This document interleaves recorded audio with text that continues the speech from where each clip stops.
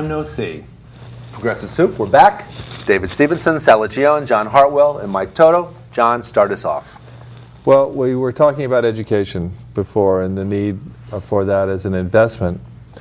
And I believe that the place we have to start is where we used to be in this country with public education, which was either free or very close to being free. And over the last 30, 40 years, we've slowly dismantled the public education system, especially at the college level. So, for example, it used to be that the City College of New York was free, and it was a huge conveyor belt, if you will, that propelled people, primarily immigrant children, into the middle class and beyond, because they could get into CUNY and they could into CCNY and get that start up the ladder. Here, well, in California, they pay for all their schools. The public school system, the university system there, statewide, is maybe the best in the country, but slowly it's becoming less and less available to people who don't have money. It used to be if you lived in California for a year, that was the test. If you lived there for a year, people moved to California. That's right. To go. A lot of and by the way, California was a hugely successful state economically until they started with Proposition 13 and started starving the school system. And it started at the bottom and it's worked its way through the school system. Look here in Connecticut. For the very first time recently, tuition at UConn is now more of a contributor to the economic stability of UConn than state funding.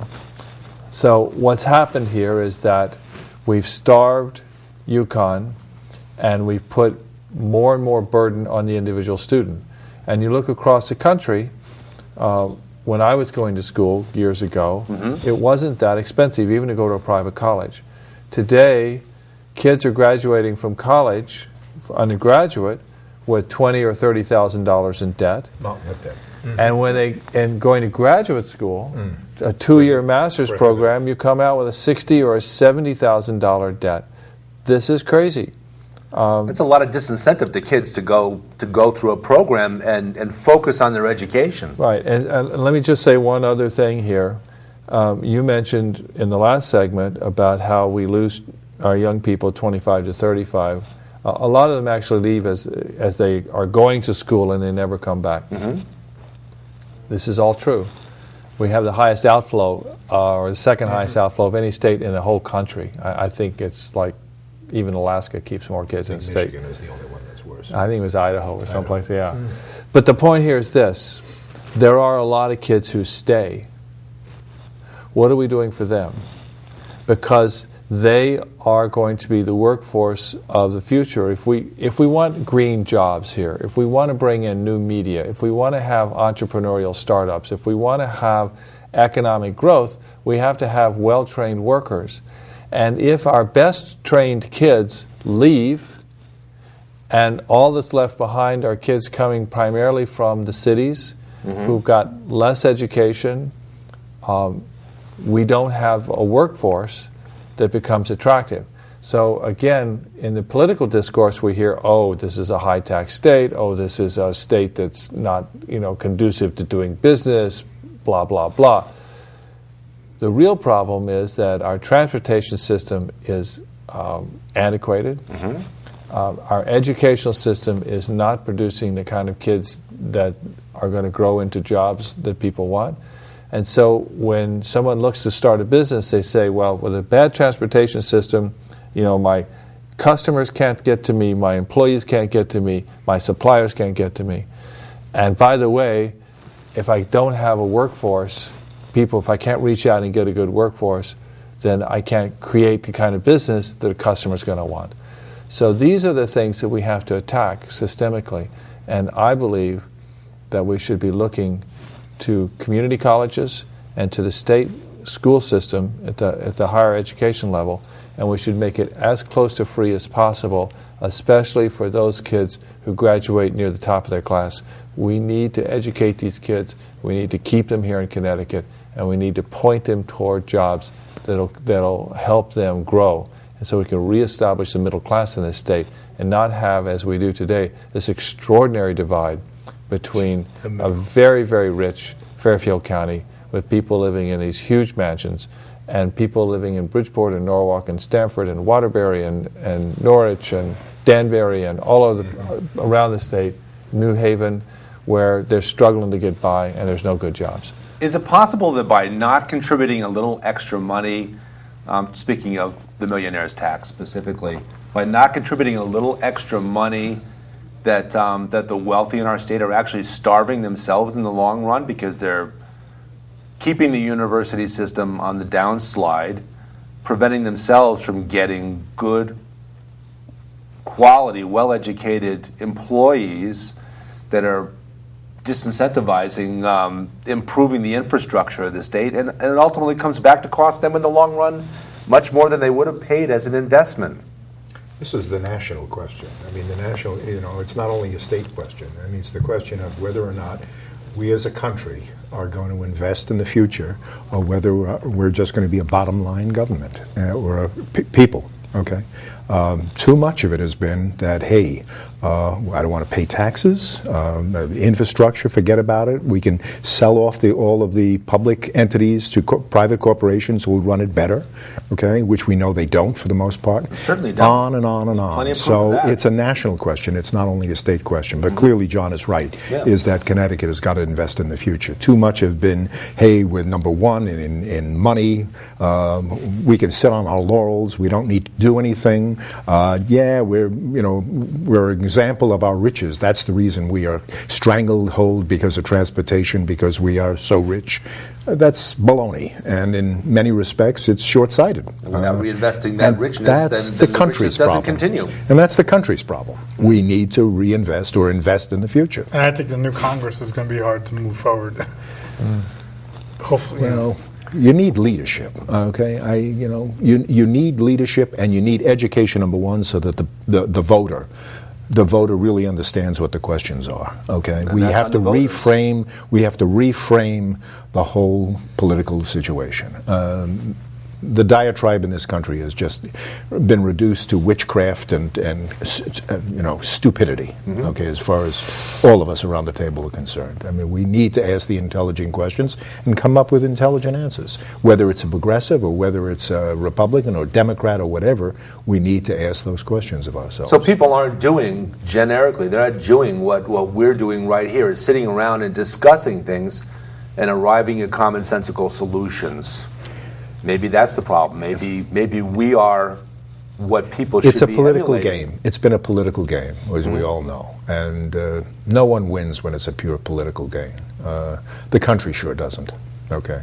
and and speak on that, the new not to bring up political stuff, but the new Congress, you lost a lot of senior members who brought money to their districts who they needed it, and low-lying districts where Ike Shelton headed the Armed Services Committee and people like that, where they're going to have nobody with power to bring back those jobs. Because when you have a freshman congressman or a freshman anything, the district loses in the long run. It's a learning experience, and maybe in the long term, it's a good learning experience to have people coming in, as long as they're people that come in with enough knowledge to be able to fit in. I'd like to ask John or anybody around the table or whatever the healthcare system in Connecticut. Where do we go from here? Kevin Lembo, obviously, has been a big proponent of healthcare. An excellent advocate. Excellent advocate. And do you see many changes coming up with him and Malloy being in power? Well, we did pass the Sustanet program, and now there's the National Health Care Reform. And I think there's a major effort that's going to need to be made to bring these two together, to harmonize and figure out. And of course, we don't know yet what the final outcome is going to be with health care at the national level, because the Republicans definitely want to do as little of it as they can get away with. I think that Dan will certainly be focused on this. Kevin, not so much, because in his new job as Numbers. controller, he's more on numbers. Although he does, in fact, manage. I think he will be managing the state healthcare system. Yeah, the controller appoints someone Right. to the healthcare. So that will certainly be good. The question here is how much more we can do in the economic environment we've got, because again, back to the $3 billion, $3.3 billion, maybe more deficit. There's not any room for expansion of programs. It's clearly going to be contraction. The question here in Connecticut, to me, is one of diversifying the economy, because up until now, we've been very reliant on financial services. Insurance. Insurance and the military. Banking, hedge funds, and so much of our income tax actually was driven by financial services bonuses, in fact. So that in 2008, when the financial services industry started to take a hit and Bear Stearns went down and Lehman Brothers went down and various others were in trouble, we took a major hit. we took a major hit. Now, financial engineering is, I suppose, a useful thing to do, but it's not manufacturing. It doesn't. There's no end product. The product is an ephemeral one. So it doesn't create wealth at all. it does create wealth for the people For the wealthy. Yeah, It's a deck of cards that occasionally it's collapses. Well, it certainly has. So that's why I believe we need to diversify our economy. And to me, the long-term health of the state depends on both creating another geographic region of the state which is strong, in addition to Fairfield with County. the New Haven corridor. The New Haven corridor is where I would The start. Hartford Right. corridor. Right. There's Right. a lot of up in the Hartford area. There's so much you can do up there Yeah. with the activity. Other than gambling. Other than gambling, yeah, I don't believe in casinos. And then the other thing is that in addition to geography, it needs to be economically diverse. So we have Yale, we have UConn, we have UMass across the border. Springfield. And Springfield. And we have biotech, we have clean energy, we have battery technologies, we have all kinds of things that we could be focused on here. Stem cell research, another initiative that Governor Rell started, but which is not being funded to the level it should. But all of those things can create new industries in a new part of the state and take some of the pressure off of Fairfield County, which I think would be a good thing. Probably a good thing, because whenever New York contracts, Fairfield County contracts along with it. Yes. It's a natural ebb and flow. So there needs to be more, as you say, diversity in terms of areas in Connecticut that serve various purposes, and obviously diversity in industry. We need to manufacture things again. Yeah. And what better place to go than green technology for that, because that seems to be, something that's taking us into the future, whereas the old technology in terms of energy is not getting any better. Right. So the question is, what do we do, the four of us around this table, what do we do in the next 2 years to change the climate, change the results? I thought we'd start electing our new elected local leaders. We need to, So what you're saying is we should focus on elections. local Okay. elections too. Yeah. And how do we do that? Well, Sal knows how we do it. Sal gets out there and promotes a lot of candidates who he thinks highly of, and engages in a lot of conversation with different people. That Do you think a lot of it's going to is based on how Malloy is going to perform, as to how we in 2 years are going to fare in this state? Yes. Yeah, well, absolutely. the burden's definitely on the Democratic legislature now, because there's nothing holding them back from accomplishing every single thing they want to accomplish. True. Ball's True. in their court. Actually, I think that Governor Malloy will probably be holding them back from some things that they want to do. Well, their feet to the fire, that's for yeah. sure. Yeah. Yeah. It's not going to be a free ride for the No. legislature No, it in will any not. way, shape, or form. That's for sure. But there, people were saying, why would anyone want to be governor now? Because it's going to be a one-term governor. What a challenge. And it's going to be a huge challenge, and people are not going to like what has to happen. Likewise, 2 years ago, people were asking who the heck would want to be president after a financial meltdown that put us in a position almost to the point where we were in the 1930s with the Great Depression. But anybody but George was okay with most of the country. So Yeah. this is a different situation, I think. It is. Because Rel was popular. Not good, we believe, for the state, but she was popular. Yeah. George was not popular. Not Okay. at the end, anyway. Not at the end is right. So We're tied to Malloy. well, yeah. Well, and he's going to be the governor. And this, by the way, is what they call a strong governor state. So the governor has a lot more power in this state than they do in many others. That's a good point. And also matter of fact, Texas was one of the states that's quite the opposite. Quite the opposite, that's where right. The governor has very little power. The legislature does everything. And in fact, the lieutenant governor in Texas has more power, does more than the governor. And he tells You're Steve. being very politically diplomatic. I like Nancy DiNardo, but Do you? sometimes change is not always a bad thing. Very well put. I'm being very I'm diplomatic. very fond of her, but she's Are So what Okay. we can do, I mean, Sal is very small. Very small. Yeah. And where do you think that Working Families Party belongs in the progressive Well, I think equation? It's much more progressive than the Democratic Party. It is. And the question is, can they move beyond the union base that they have? They were very aggressive a couple of years ago in putting people into congressional districts, but they weren't able to sustain it. New York they were. Here, they have. Oh, I know, but I mean, New York they were able to sustain it. Yes, but New York is a It is a slightly different animal. different animal, Yes. right? So here in Connecticut, they haven't been able to sustain it. They haven't really grown their base very, very strong, and so we'll see where they go. I mean, Green Party the same? Green Party, no. Green Party's not the same at all. Green Party to me is it's there in name only.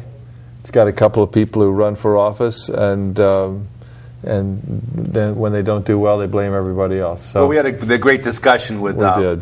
with Richard Duffy and Yeah. Mike DeRosa and Right. yourself and Yeah. me about that. And yeah, they need to be a little bit more proactive in terms of reaching out to other areas and to Do they really form have coalitions. an agenda? Do they really have an agenda? I- I mean, it's an anti-agenda as far as I'm concerned. for the most part. I think they're a little bit more like, if you'll agree or disagree, a little bit more like the Tea Party people. They're not really for things as much as they're against things.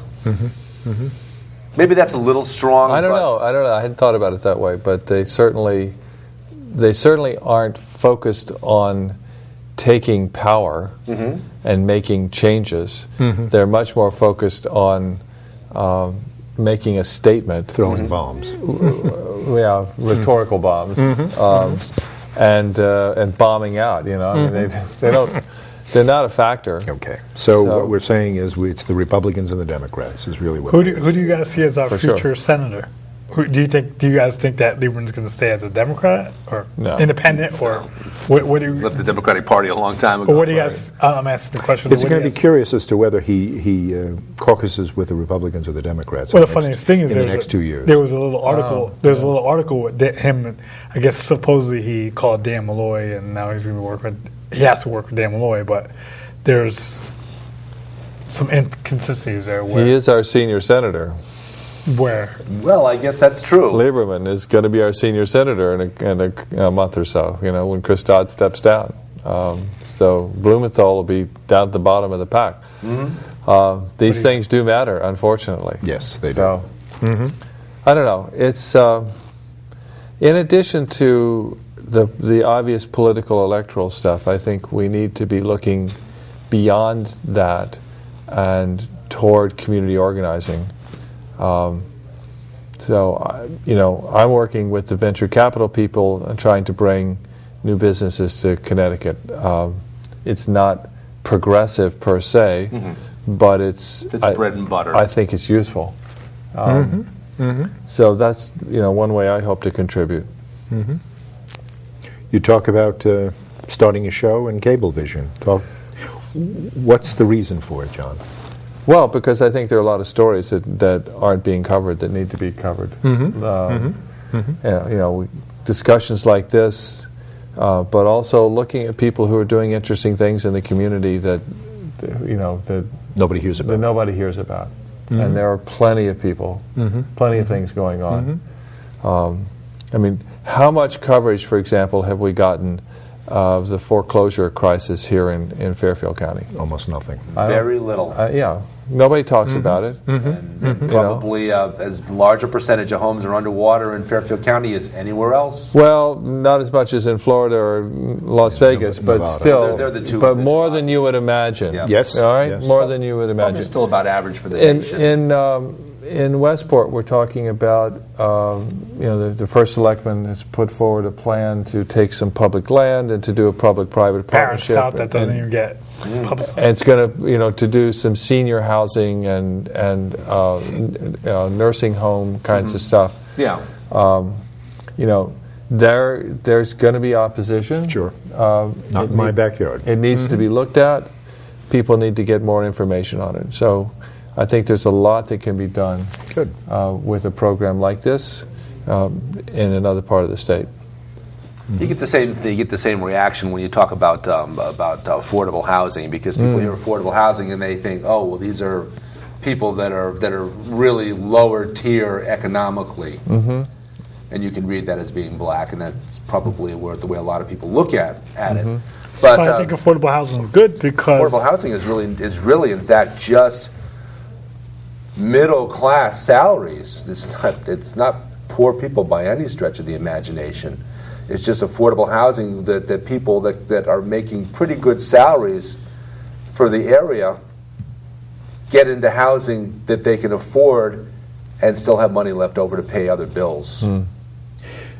I was interested in your tack, John, is because what you're saying is that we need to educate the public, and hopefully that will show one part of the progressives that maybe entrepreneurs and other people or the average citizen doesn't understand. One of the things the Democratic Party has looked for or looking towards the future, is that we're going to presumably have a lot of minorities and younger folks and people that are not as wealthy as the bulk of the party. That's the hope, presumably, or the expectation of the Democrats.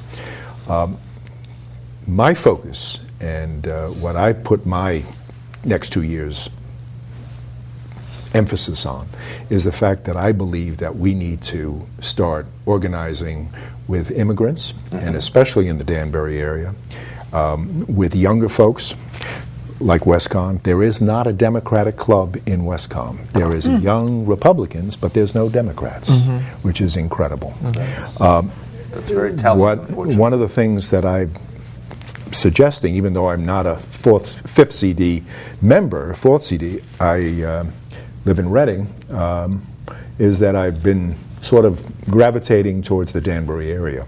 And so what I've asked Lynn Tabersack, who's the head of the DTC, is to start going back to ward politics in the headquarters, and trying to post a jobs board and inviting Spanish and English classes in, trying to engage the young folks by going out to Westcon and having some talks and some discussion groups and things like that. I think the so I'm Democratic Party has lost that. I agree with approaching that. it as a little different way. But I think we should be doing exactly the same kinds of things, and the same kind of organizing at the community college level as well. absolutely. Because that's where Absolutely. the kids are, and I'm a student at Norwalk Community College. I have been off and on for a couple of years now.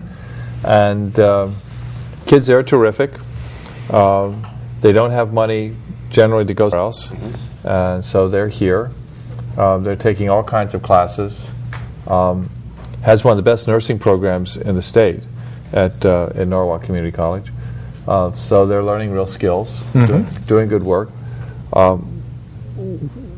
We need to help them organized to get it to be cheaper, for example. You know, there's no reason why they're paying as much money as they're paying. And the bus system needs a lot fixing And the up, bus too. system doesn't work. I mean, you know, it's really incredible. The campus, unfortunately, was built far away from the train station, so you need to get there by bus if you don't have a car. But the schedules aren't coordinated. I mean, there's lots of little things. And as far as I know, there's really not any real political activity At all. No. on the campus. So they need to learn the value of civic involvement. These kids are disconnected. But, you know, there are people out there who are making lots of decisions that affect their lives. And they're not part of the decision. And they're not part of the... It's the ripe audience. It should be. Now, the biggest problem with that, from my point of view, looking at you and me, and thinking about organizing on campus. Nah, come on. Now, 60's a new 30. Yeah. 60s. Well, the 60s is when we were in school, so, you know, it's been a while. 50s for me. So. Yeah. In the 1950s, yeah. Okay, all right, well, so we But I have agree to... with Mike that you need to, you know, we need to show up on campuses. We need, you know, Absolutely. the Republicans have always done this. They go back to the grassroots, and that's how they win elections. Well, it's because of the message. I mean, the message is a simple message, and they don't really understand, you know, I mean, the airwaves are just full of Republican propaganda, okay, and conservative crap, as far as I'm concerned. That's the media, and that's and a whole that's other a whole topic other of discussion. grant. It is. Yeah. We have to go out there and do something to counteract that, and that John is approached it one way, and what I'm saying is that there's other ways we can do it as well. Yeah. And one of the ways is trying to get local grassroots people together, people who normally wouldn't come out or wouldn't know about jobs postings and Spanish classes and things like that.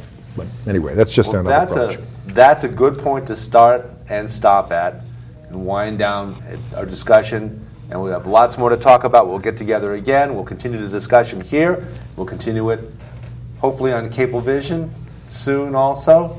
And keep the discussion that other going. TV station. That other TV station, exactly. The hoi polloi. This has been Progressive. No, come on now. This has been Progressive Soup. David Stevenson, Sal Liccione, John Hartwell, Mike Toto. Great discussion. We'll see you again soon. Good night.